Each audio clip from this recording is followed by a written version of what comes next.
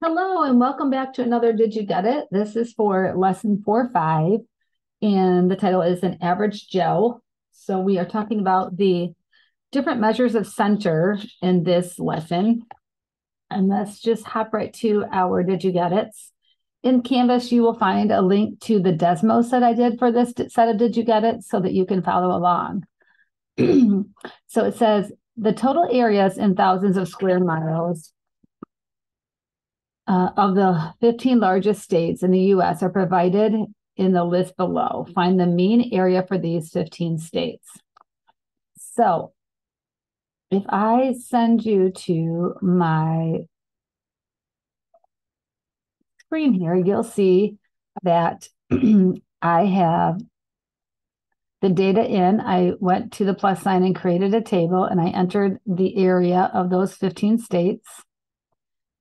And then to find the mean of that data, I'm going to type mean and then in parentheses. And because my data is in X2, I'm going to type X2 parentheses. So the mean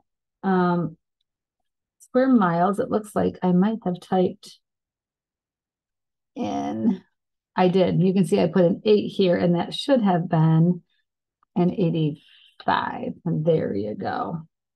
Okay, so the mean average number of miles is 155,133 square miles.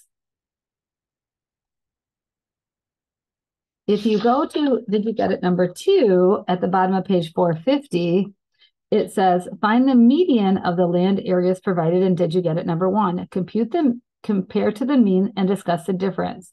Try to come up with an explanation for the discrepancy.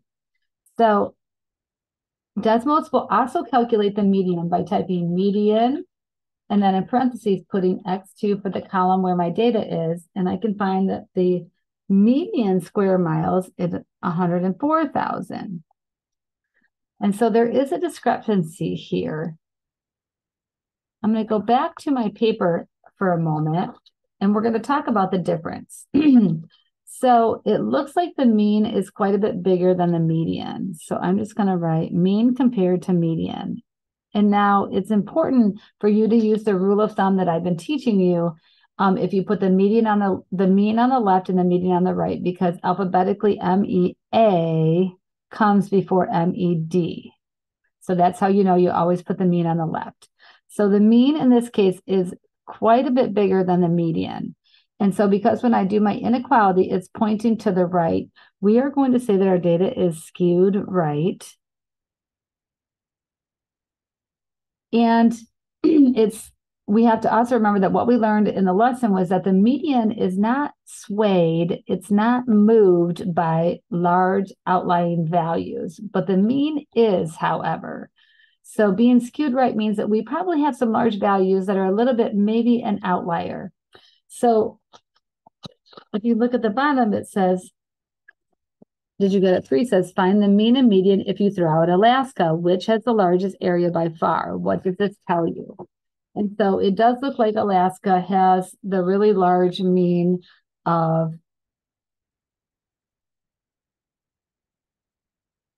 665. So I'm going to go ahead and delete 665. And then my averages, my mean changes to 118,714 square miles, and my median changes to 101. And so then they become a little bit closer. So that tells us that Alaska must be an outlier. Okay. Now let's go back to my paper here, and let's look at, Did You Get It number 4? It says, find the mid-range for the top 15 largest states. Okay, so the mid-range is the smallest and the largest. If we keep Alaska in, then the mid-range is going to be the smallest, which is 82, plus the largest of 665 divided by 2. It's the average between the smallest and the largest. So if we take 82 plus 665 and divide by 2, we get 373,500 square miles. Now, again, the mid-range is not resistant to that outlier. That outlier definitely plays a role in the mid-range, because if we got rid of Alaska here, again, it would change and lower this mid-range by quite a bit.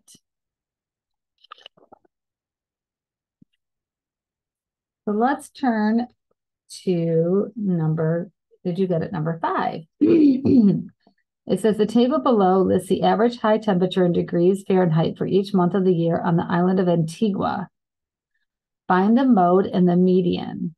So the mode is the temperature that occurs the most often. And because they put them into whole degrees, there are several few months that have the same temperature. So it looks like July, August, and September all had a high temperature of 87, and it happened 3 times. So 87 is the mode high temperature. And then they asked us to find the median. So I chose to go to Desmos because it was just a little bit quicker for me to put my data in. So here's my data for Antigua temperatures. I put that in, and I'm going to go ahead and find the mean. That data is in X3. I'm going to find the median. So I'm typing median of X3, and it looks like that median temperature is about 84.5.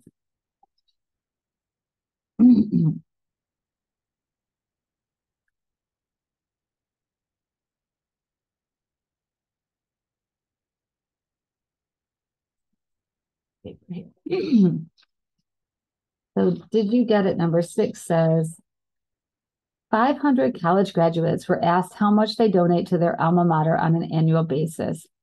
Find the mode of their responses summarized in the table.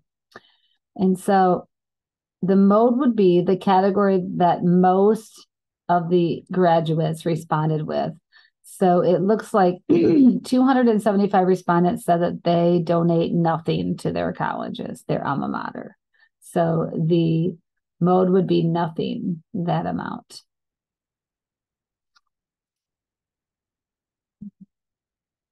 So let's go to last but not least, our 7th, did you get it? It says the following data are the number of losses by the team that won the NCAA men's basketball championship for the years 1939 to 2019. Find the mean number of losses. Well, this is a grouped frequency distribution, which tells us that 13 means there were 13 championship teams that had 0 to 1 loss. But we don't know. They all could have had 0 losses, or they all could have had 1 loss, or they could be some mixture in between. And because it's a grouped frequency distribution, we have to use a midpoint to help us. Okay. And so the midpoint is going to be by taking the average of the 0 and the 1.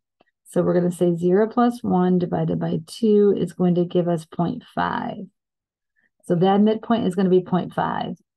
And then we're going to do the same here. 2 plus 3 is 5, divided by 2 is 2.5. And then we'll have 4.5, 6.5, 8.5, and 10.5. So we're going to let the midpoints represent our number of losses and then our frequencies. And we're going to do what is called a weighted mean. And so let's go ahead to Desmos and click on the NCAA data. You can see in X1 is where I put my midpoints, and Y1 is where I put my frequencies. So there were 22 years where the winning team had between 4 and 5 losses, so their midpoint is 4.5. So to find the midpoint, to find the average, a weighted average of grouped data is taking the total of your 2 columns. So we're going to multiply our midpoints times our frequencies. That's what we did here, X1 times Y1. And then we're going to divide by our total frequencies. We're going to, because when you take an average, you take your sum of your outcomes and divide by the total number observations that you have, and that's going to be the total of the Y1 frequencies. So it looks like 3.8 is the average number of losses.